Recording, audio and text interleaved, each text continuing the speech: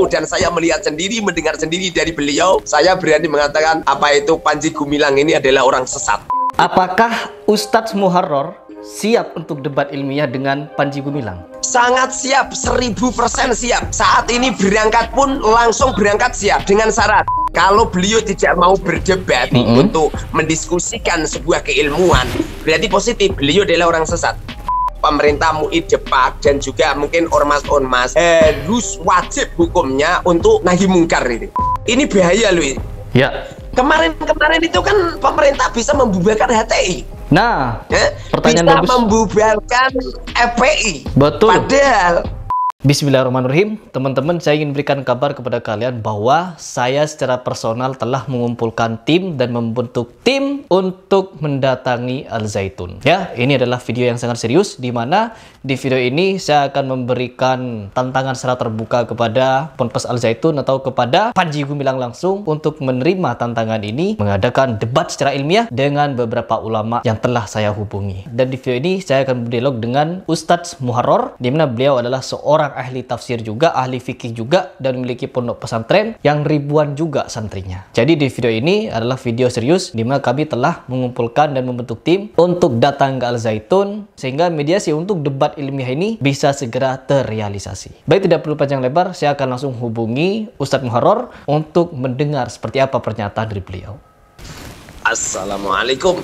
Waalaikumsalam warahmatullahi wabarakatuh. Bagaimana kabarnya? Bagaimana kabarnya Ustaz? Ya. Alhamdulillah, Masya Allah. Sebelumnya, boleh Ustaz perkenalkan dulu siapa nama, latar belakang, dan aktivitas Ustaz sebagaimana sehari-hari. Bismillahirrahmanirrahim. Nama saya Muharrar Khudori. Lahir hari Minggu Pon, tanggal 13 Mei, kemarin baru ulang tahun itu. Masya Allah. 1979. Jadi saat ini umur saya 44 tahun.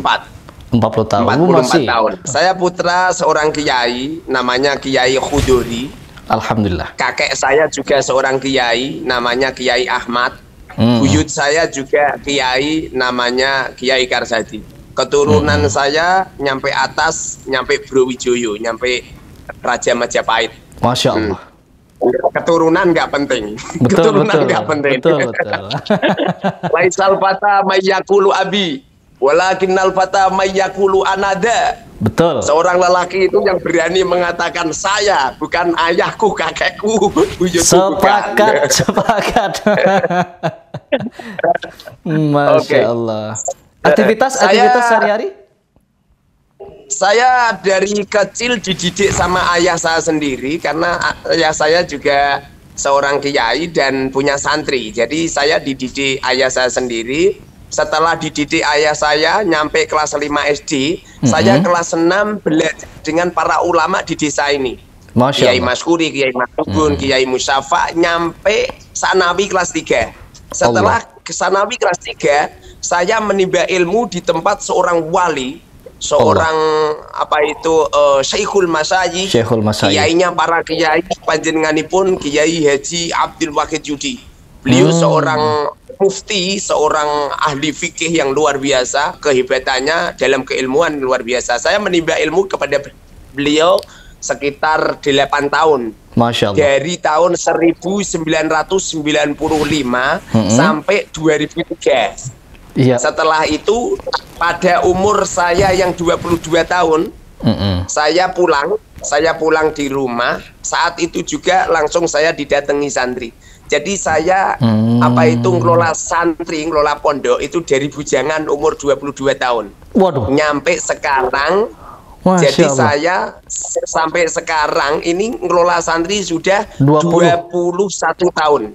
Luar biasa. Sekitar 20 tahun, sekitar 20 atau 21 tahun. Masya Allah. Istiqomah pondok saya ngelola santri tidak pernah nanyain iuran. Allahu Akbar. Jadi walaupun ada iuran di sini pendaftaran 2 juta dan ada iuran 500, tapi saya tidak pernah tanya tentang iuran santri yang telat. Jadi di sini ini alhamdulillah santri seneng, semuanya seneng. Belajar dan dengan saya hikmat selama gitu. selama 21 tahun itu yang 19 tahun tirakat. Allah. Jadi 19 tahun saya tirakat. Tirakat, tidak kerja, tidak usaha. Nyampe sekarang alhamdulillah istiqomah, nggak kerja. Jadi cuman mengajarkan ilmu, fokus. Selama 19 tahun saya tidak menarik santri 1% pun. Dan saya tidak menerima donatur. Allah. Jadi dari rizki min haitsu la yahtasib. Ya kadang-kadang juga fakir juga. Saking fakirnya nyampe saya sering nggak bisa makan, nggak bisa masak. Masya Allah. Dan saya, istri, anak kurus-kurus semua. Bahkan saya pernah makan rumput-rumput itu nyampe tahunan. Setelah 19 tahun, pada tahun 2021 di saat ada virus corona merebak di Indonesia. Dan di daerah saya dikatakan zona hitam, Allah takdirkan ada orang yang mendolimi pondok saya, itu dihancurkan. Jadi jemuran santri dihancurkan. Terkenal di media sosial ada pondok pesantren yang dihancurkan oleh masyarakat. Betul. Saat itu juga pondok saya langsung berkembang, sampai sekarang. Sekarang santri, pertolongan alhamdulillah yang daftar semuanya ada 1.500. Allahu Akbar. Hanya jangka 2 tahun. Dan saya punya pondok pesantren cabang sekitar 15. Dan tanah pondok yang saya miliki ada sekitar 70 hektar, 73 hektar. Masya Allah, Masya Allah, Masya Allah. Saya lebih banyak menggulati ilmu fikih dalam keilmuan saya. Bahkan di waktu saya umur 15 tahun, pernah saya diutus sama Romo Yai saya ke Pondok Darul Ulum di Langitan mengajar ilmu faraid. Itu di umur 15 tahun. Dan saya pondok banyak ngajar. Makanya seumpamanya saya terbiasa ngajar, bahkan saya hari-hari saya ini ngajar santri dari setelah subuh nyampe jam 1:30 malam. Non stop, tidak pernah berhenti, tidak pernah berhenti. Jadi bahkan sampai sekarang posisi saya ini masih ngajar ini. Posisi saya masih ngajar ini. Kalau panjenengan lihat ada beberapa santri. Allahu Akbar. Jadi waktu saya habiskan untuk ngajar gitu. Masya Allah. Baik. Kemudian untuk Masya Allah. Umum, memang saya tidak sekolah. Jadi seumpama mungkin bicara saya ini nggak moderat dan lain sebagainya, mohon dimaklumi karena saya nggak punya lulusan. Saya sekolah hanya TK karena zaman dulu belum ada playgroup. Setelah TK saya belajar di SD. Setelah belajar di SD di Madrasah Sanawiyah.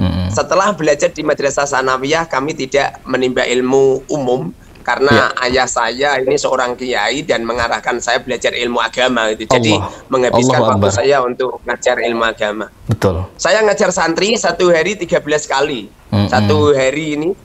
Satu hari saya ajar sendiri itu. Jadi 13 jadwalnya kali padat nyampe. ya. Jadwalnya padat Ustadznya, Masya Allah. Tapi bisa meluangkan waktu ini. Baik, kita mulai langsung ya, bagaimana menyikapi problematika. Teman-teman juga sudah tahu kan ya, bagaimana profil beliau dan bagaimana sepak terjang beliau di dalam mendidik santri-santrinya. Dan ilmu fikihnya juga luar biasa. Dan sekarang Ustadz, yang ingin saya pertanyakan, yang ingin saya ajak diskusi adalah bagaimana dan apa pandangan Ustadz mengenai Ponpes Al Zaitun yang katanya pondok pesantren terbesar di Asia Tenggara, tetapi melakukan banyak penyimpangan, keanehan, nyeleneh, aneh, serta penyesatan di dalamnya. Bagaimana pendapat dari Ustadz? Bismillahirrahmanirrahim. Terus terang, saya paham tentang pondok pesantren Al Zaitun itu lewat media sosial. Siap. Jadi kami tidak melihat secara langsung, tidak pernah bertemu dengan pimpinannya langsung, bahkan keberadaannya belum pernah.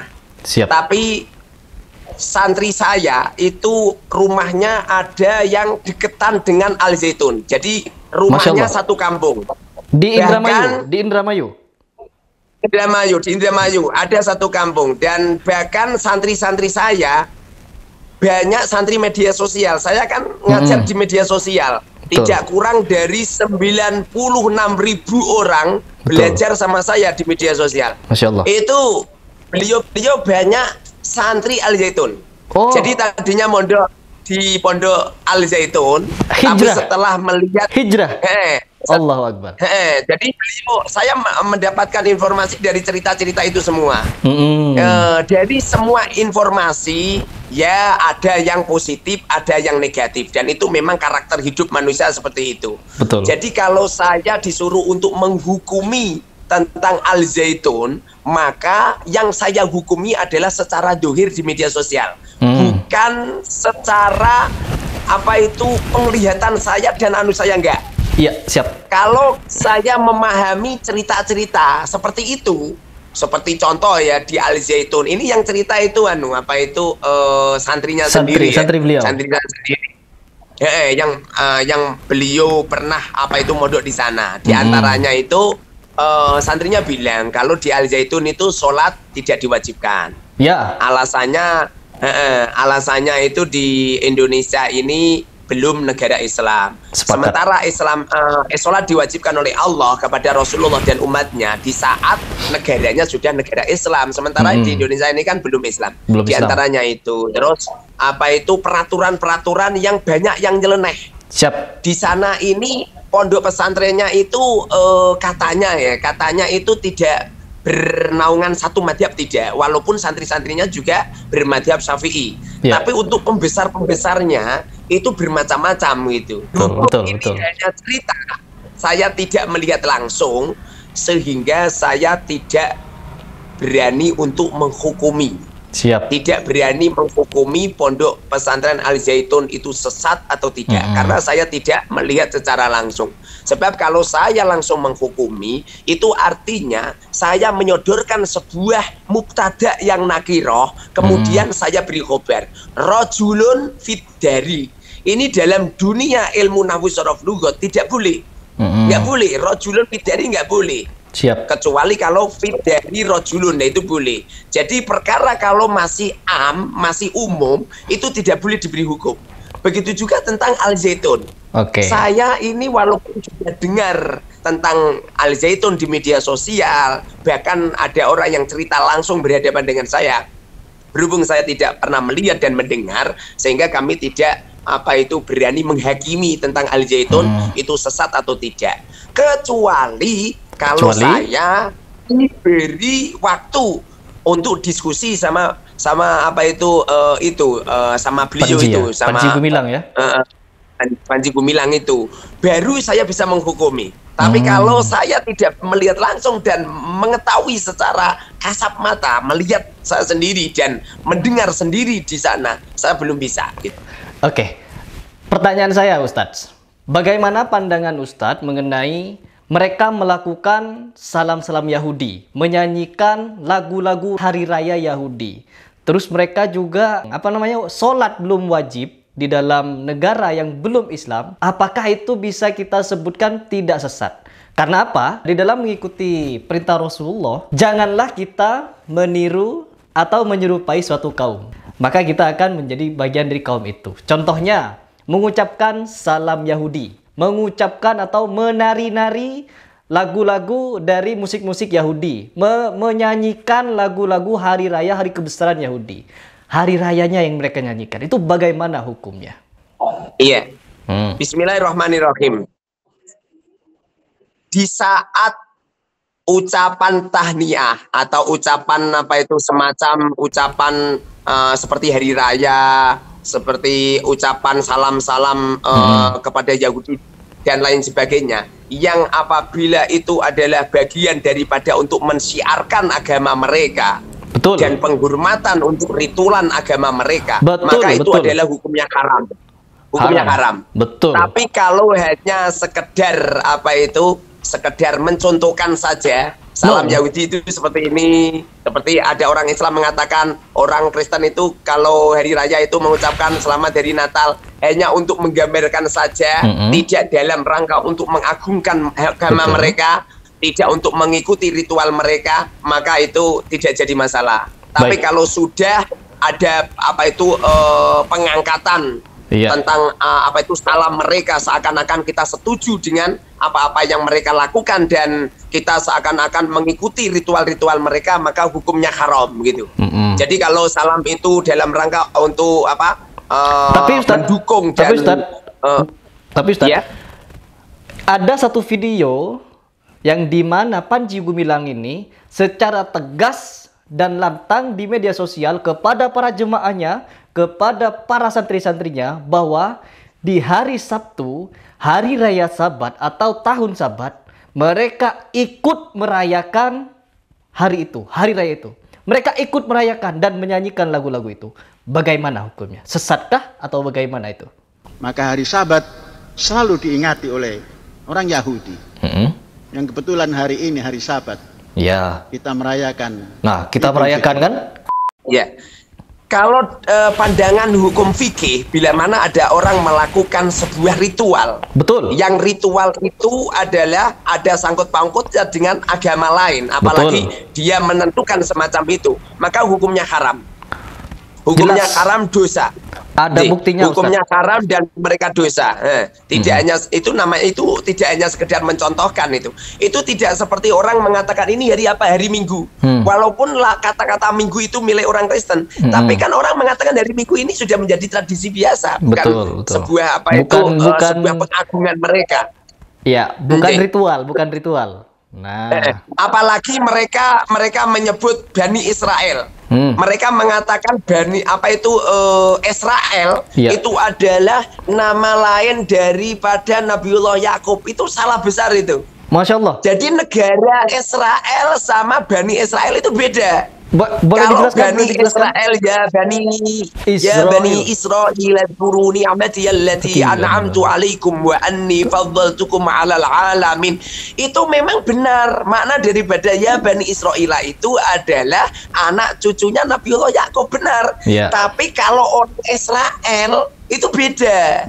Beda itu tidak Bani Israel, nggak benar itu. Sehingga mereka apa itu seakan-akan mendukung pada orang Israel, alasannya mereka itu adalah Bani Israel seperti yang difirmankan oleh Allah di dalam firman-Nya. Nggak benar itu, salah itu, beda itu. Sehingga mereka di saat mereka memuliakan dan mengutamakan bahkan mengedepankan Israel, itu artinya dia setuju dengan kemungkaran yang dilakukan oleh Israel, yang selama ini orang Israel telah melakukan penganiayaan, pembantaian terhadap Palestina dan sebagainya. Betul.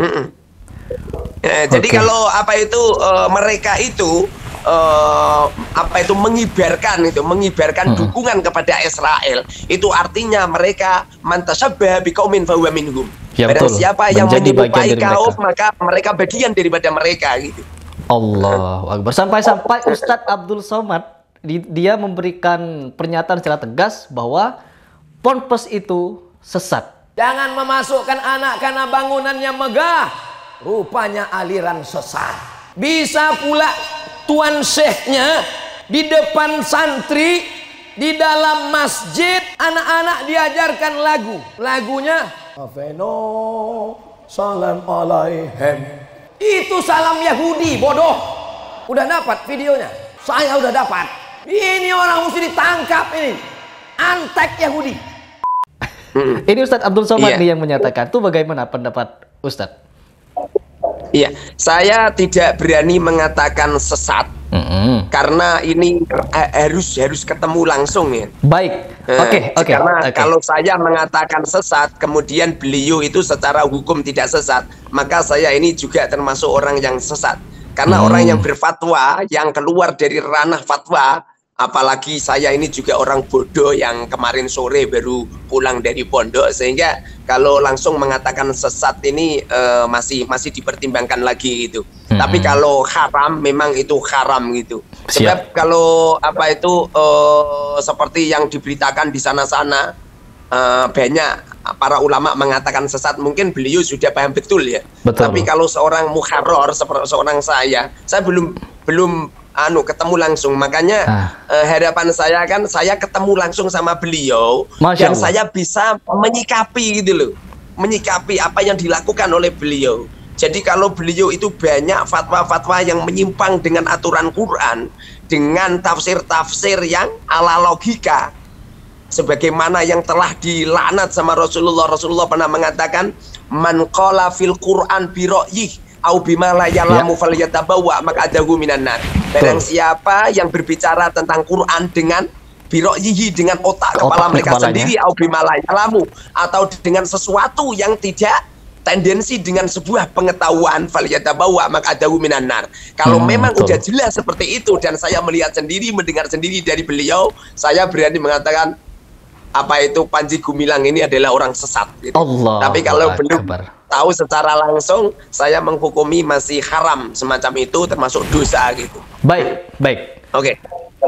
Apakah Ustadz Muharrar siap untuk debat ilmiah dengan Panji Gumilang? Sangat siap, 1000% siap. Saat ini berangkat pun langsung berangkat siap. Hari ini diminta datang untuk ke Al Zaitun, Ustadz siap?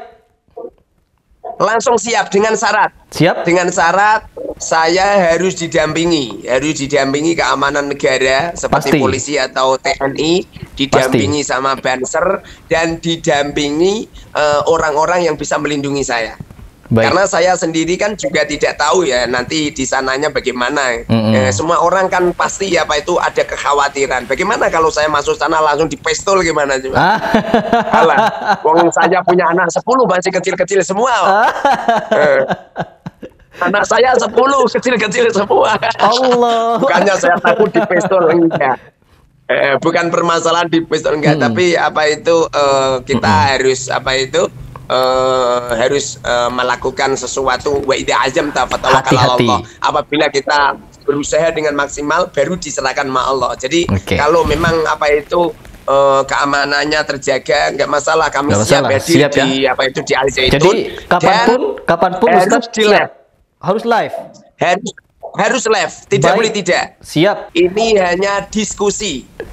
Diskusi tentang pendapat-pendapat yang dilontarkan oleh Panji Gumilang yang saat ini menjadikan masyarakat Indonesia resah. Mobil khusus orang Islam lah, banyak yang resah. Sehingga apa-apa yang difatwakan beliau, apa-apa yang dikatakan beliau di tengah-tengah kemajmuan apa itu orang Islam harus dipertanggungjawabkan. Setidaknya kalau saya dengar sendiri dan apa itu bisa argumentasi dengan saya, meliputi Qur'annya, jadi ilmu tafsirnya, meliputi apa itu asbabun nuzul, asbabul wurud, apa itu menanggapi hadis-hadis yang beliau sampaikan, meliputi tentang nabu sorof lugotnya, meliputi tentang biografi yang ada di Al-Quran, dan meliputi ahkamul Quran, meliputi madzhabul arba'ah. Katanya kan apa itu santri-santri beliau yang sudah saya temuin, katanya di sana itu tokoh-tokohnya itu menggunakan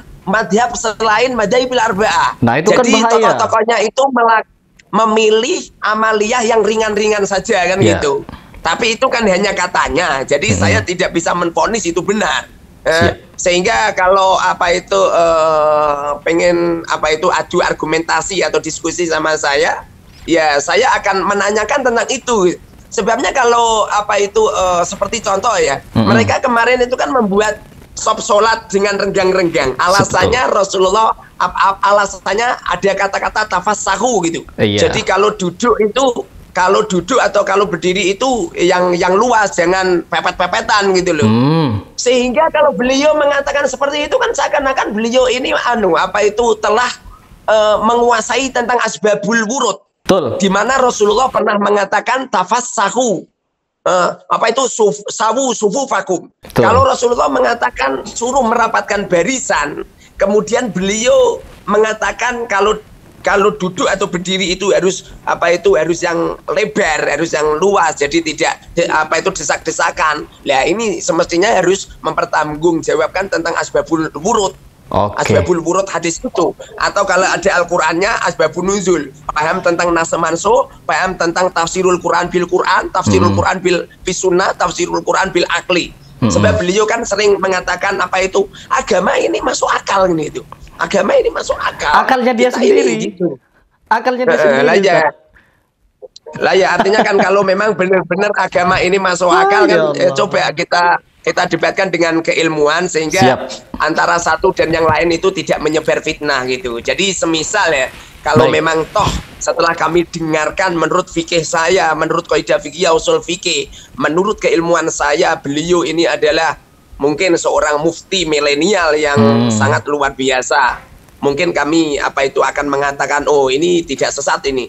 Tapi kalau pendapat-pendapatnya sudah keluar jalur dengan Al-Quran, keluar jalur dengan Sunnah, keluar jalur dengan Ijma'ul Ummat, keluar jalur dengan Madhahibil Arba'ah, maka saya bisa menghukumi beliau ini adalah orang sesat dengan pemahaman-pemahaman yang dengan otak kepala mereka sendiri. Karena agama ini nggak bisa terus dilogikakan, nggak bisa. Semestinya yang sholat 4 rakaat itu subuh, karena subuh itu sudah istirahat, sudah badan udah nyaman, enak, kemudian sholat 2 rakaat. Semestinya seperti itu. Siap. Sholat duhur itu kan dilakukan setelah kerja, lelah semua tubuh. Semestinya 2 rakaat, semestinya seperti itu. Betul. Tapi kenyataannya kan Dikasih 4. duhur 4 rakaat, subuh 2 rakaat, kan nggak masuk akal kan gitu. Jadi kalau berbicara tentang agama adalah al-aklu, ad-dinu al-aklu semisal, ya semestinya harus mampu untuk menjabarkan tentang ad-dinu al-aklu dengan tafsir-tafsir ulama, tentang takwil ulama, dan juga tentang asbabun nuzul dan asbabul wurud. Karena mereka tidak mengikuti ulama pertama, Ustadz. Baik, misalkan pihak Panji Gumilang mereka tidak berani untuk debat ilmiah dengan Ustadz. Apa pendapat dan pandangan Ustadz? Misalkan mereka tidak berani debat ilmiah. Kalau beliau tidak mau berdebat, betul. Kalau beliau tidak mau berdebat dengan salah satu ulama di Indonesia ini untuk mendiskusikan sebuah keilmuan, berarti positif. Beliau adalah orang sesat. Allahu Akbar. Positif. Siap. Positif. Baik. Beliau sesat. Sebab ciri-ciri orang sesat, mereka tidak mau mendiskusikan pendapat pribadinya. Allahu Akbar. Kecuali kalau beliau berani untuk mendiskusikan pendapat pribadinya atau pendapat kelompoknya, itu baru gentleman itu. Dulu itu Imam Bukhari di saat beliau membuat karya tulis Sahih Bukhari, itu pun didatangi banyak ulama. Iya. Bahkan beliau diskusi gitu. Dites katanya. Begitu juga di waktu Imam Malik mengumpulkan fikih dengan madhab Maliki, beliau pun didatangi banyak ulama, bahkan diskusi. Bahkan Imam Syafi'i sendiri pun cara pandangnya juga beda dengan Imam Malik. Begitu juga Imam Abi Hanifah, yang konon cerita Imam Abi Hanifah adalah gurunya Imam Syafi'i katanya, tapi kelihatannya sih itu saja juga beda gitu loh. Betul. Imam Ahmad bin Hanbal dan sebagainya. Yang pasti ulama-ulama dahulu itu mencetuskan sebuah pendapat, itu bukan hanya sekedar pendapat pribadi kemudian dilakukan oleh jamaahnya, tidak, tapi melalui banyak diskusi. Jadi kalau beliau tidak mau diskusi, tidak mau diskusi dengan saya atau mungkin dengan ulama-ulama lain, berarti positif beliau sesat. Positif. Sesat. Oke, apabila sesat. Tidak mau diajak diskusi. Sebab ciri-ciri orang sesat seperti itu akan menutupi kesesatannya. Betul. Dan mereka tidak merasa kalau dia itu sesat. Baik, gitu. Baik. Pertanyaan saya yang terakhir, Ustadz. Ya. Setelah Ustadz ajak debat secara ilmiah untuk adu argumen, ilmu fikih dan berserta tafsir, pada ujung-ujungnya Panji Gumilang tidak memediasi, tidak mau menerima tantangan debat ilmiah itu, tetapi pihak MUI, Menteri Agama, Departemen Agama, PBNU dan Muhammadiyah tidak turun untuk memberikan fatwa kepada Al-Zaitun, penyimpangan Panji Gumilang. Apa pendapat Ustadz apabila ulama-ulama ini diam? Bagaimana kita menyikapinya? Ya, jadi yang asli untuk amar ma'ruf nahi mungkar, kalau kita menengok dawuhnya Rasul, idza ra'a minkum munkaron falyughayyir biyadi. Jadi semestinya yang amar ma'ruf nahi mungkar pertama kali itu adalah yang punya biyadi, yang punya kekuasaan, yaitu pemerintah. Betul. Fa'ilam tastati fabilisani. Kalau pemerintah tidak mampu, maka ulama turun tangan. Turun tangan dengan nasihat, dengan dialog, dengan itu hasanahnya gitu. Fa'ilam tastati fabiqalbi. Semestinya urutannya seperti itu gitu loh. Jadi semisal ya, setelah dialog sama saya dan jelas-jelas ada penyimpangan dalam syariat dan juga pentafsiran Quran, maka semestinya gitu loh pemerintah dan MUI, lebih-lebih ini Depak itu, pemerintah MUI Depak dan juga mungkin ormas-ormas harus wajib hukumnya untuk nahi mungkar itu. Wajib hukumnya. Kalau mereka tidak mau izalah mungkar, maka mereka berdosa. Sehingga di waktu pemerintah sudah tidak mau amar ma'ruf nahi mungkar, maka para ulama diperbolehkan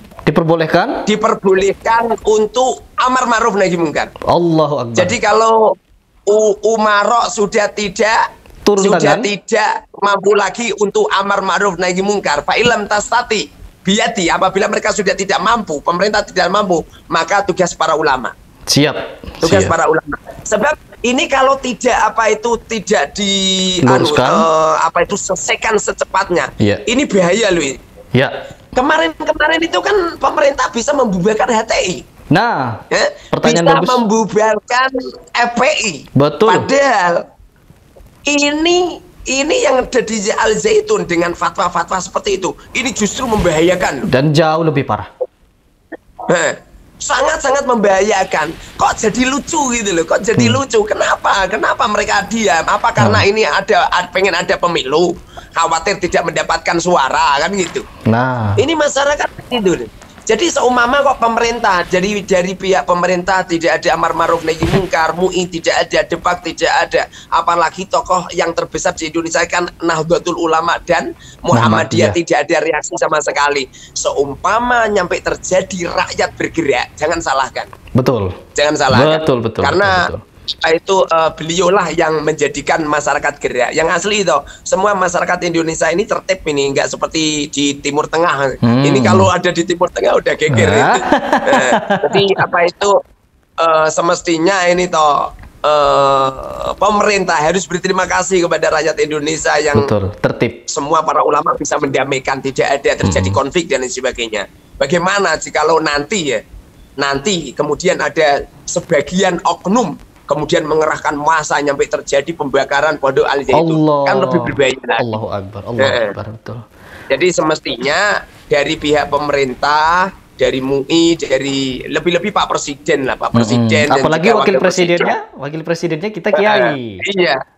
Iya, kalau amar ma'ruf nahi mungkar itu nggak boleh disangkut pautkan dengan politik. Dan saya berbicara ini bukan karena politik kok. Saya murni dari hati nurani saya dan kami berani untuk diskusi ilmiah pun murni dari saya. Tidak ada tekanan dari siapapun, tidak ada perintah dari siapapun.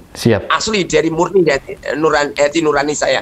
Cuman kalau berdebat ya harus pakai keilmuan, setidaknya nabu sorob lugot, ilmu mantik, ilmu balago, ilmu bayan, ilmu badi, ilmu qafiyah, ilmu lebih-lebih tentang fikih, kaidah fikih, usul fikih, kemudian ilmu hadis, hadis riwayah, kemudian tentang sanad-sanad hadis, kemudian cara mentahrid, kemudian ilmu tafsir, nasemanso, kemudian tentang asbabun nuzul, asbabul wurud, kemudian ahkamul Quran, kemudian tafsirul Quran bil Quran, tafsirul Quran bisunnah, tafsirul Quran bil akli itu yang beliau kumandangkan dengan akal itu gitu. Kemudian tentang fatwa-fatwa ulama, sebab mau tidak mau agama ini tidak bisa langsung ditelan mentah-mentahan lewat Quran, nggak bisa. Langsung hadis itu nggak bisa, tetap lewat fatwa-fatwa para ulama, para sahabat, para tabiin, ulama salafus salih, mutaqaddimin, mutaakhirin, sampai ulama-ulama sekarang. Oke.